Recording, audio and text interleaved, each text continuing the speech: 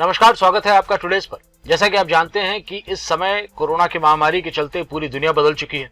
लोगों के मन में कई सवाल हैं, कई एक ऐसे सवाल हैं इंडस्ट्री के दिमाग में भी जो बार बार पूछे जा रहे हैं और जिनका उत्तर कुछ अभी साफ है नहीं हमारे साथ।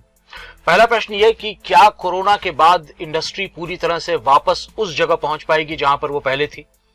क्या थिएटर्स में लोगों को बैठने का उसी तरह मौका मिलेगा जिस तरह पहले बैठा करते थे, हर एक सीट पर एक व्यक्ति, या सीट छोड़ करके बैठना होगा, 3 सीट में 1 सीट पर बैठना होगा, कुछ नहीं पता है। और वैसी परिस्थिति में फिल्म इंडस्ट्री को रिटर्न कितना मिल पाएगा थिएटर्स से, ओटीटी से, इन तमाम बातों पर भी अभी सवाल उठ रहे हैं और ये सवाल और गंभीर होते चले जाएंगे जैसे जैसे समय गुजरेगा।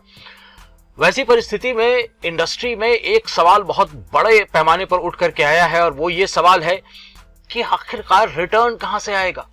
जी हाँ, रिटर्न लाना बहुत बड़ा काम होता है फिल्म इंडस्ट्री के लिए। कोई भी फिल्म जो बनती है उसकी लागत अगर वापस नहीं आती है तो इंडस्ट्री को बहुत लॉस होता है।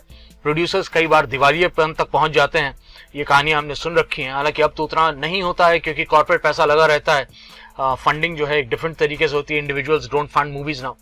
लेकिन वैसी परिस्थिति में भी जो है कहीं ना कहीं नुकसान तो इंडस्ट्री को ही उठाना पड़ता है।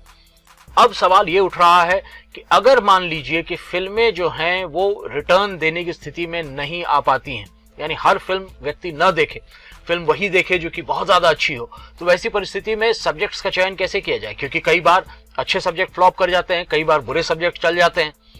अब ऐसी हालत में यह माना जा रहा है कि इंडस्ट्री में सीक्वल्स का जो चलन अभी चल रहा है ये और बढ़ेगा। और क्यों बढ़ेगा और कैसे बढ़ेगा ये मैं बताता हूं आपको। मैं सीक्वल्स की ऐसे नहीं बात कर रहा हूं कि फिल्म की सीरीज बन जाए गोलमाल की या सिंघम की। सीक्वल्स आएंगे अब क्लासिक फिल्म्स के, जैसे सड़क का सीक्वल आया, करीब 31 साल के बाद एक सीक्वल आया। इसी तरह से सीक्वल्स आएंगे फिल्म जैसे है दीवानगी, इसका एक सीक्वल आने की बात हो रही है अजय देवगन को लेकर के। इसी तरह से जो है बातचीत चल रही है, एक फिल्म थी ट्रैफिक, उसके भी सीक्वल की बात चल रही है और यह भी कहा जा रहा है कि ट्रैफिक के सीक्वल में अजय देवगन की एंट्री कराई जाएगी। मैं अभी 2 एग्जाम्पल आपको अजय के दे रहा हूं क्योंकि अजय को मैं बहुत ज्यादा पसंद करता हूं और मैं आमतौर पे उनकी फिल्मों को बहुत फॉलो करता हूं।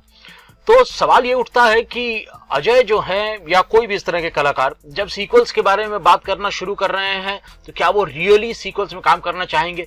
क्योंकि सीक्वल्स में काम करना एक तरह से रिस्की भी है। रिस्की इस तरह से है कि आप अपने आप को रिपीट कर रहे होते हैं, कुछ नया आयाम देने का स्कोप थोड़ा कम होता है। और अगर आप कोई कंप्लीटली नया रोल कर रहे हो तो उसमें नया आयाम देना ज्यादा आसान होता है। अब ऐसी हालत में फिल्म दीवानगी जो कि इतनी ज्यादा हिट हुई थी, जिसके बारे में अब तो ये कहा जा रहा है कि इस फिल्म को लेकर के बहुत बड़े बजट के साथ बनाया जाएगा, प्रभास को लाने की बात की जा रही है इस फिल्म में।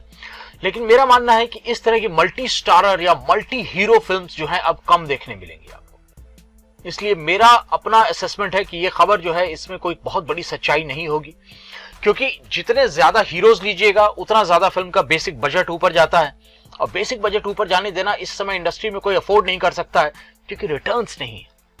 तो अब सोलो फिल्म जैसे रेड हुई, ये इस तरह की फिल्में मेरे ख्याल से ज्यादा आएंगी। दृश्यम का एक सीक्वल बन रहा है अभी साउथ में, मोहनलाल साहब उसको कर रहे हैं, शूटिंग स्टार्ट होने वाली है मेरे ख्याल से दिन 2 दिन में।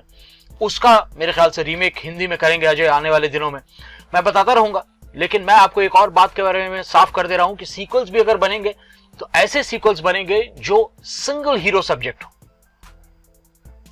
कहीं भी अगर आपको खबर सुनने मिलती है कि प्रभास के साथ अजय देवगन एक फिल्म साइन कर रहे हैं जिसका नाम दीवानगी है, बिलीव मत कीजिएगा।